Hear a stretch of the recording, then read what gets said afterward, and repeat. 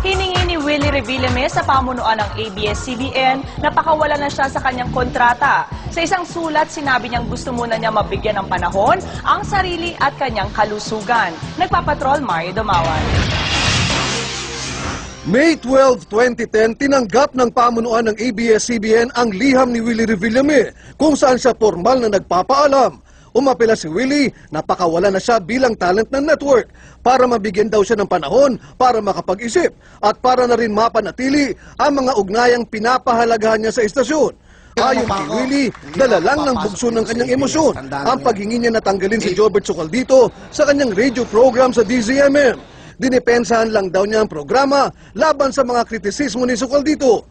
Humingi ng pag-unawa si Willie sa pangyayari kung saan naging sentro siya ng mga batikos, kabilang na ang isyu sa pandaraya umano sa Willonaryo, ang trahedya ng Ultra Stampede at ang isyu ng pagtutol niya sa live coverage ng libing ni Pangulong Cory Aquino kung saan siya humingi ng tawad.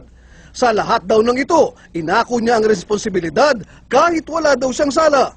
Nagpasalamat si Willie kina Gabby Lopez, Charo Santos, Cory Vidanes at sa iba pang nasa pamunuan na istasyon na tumulong sa kanya.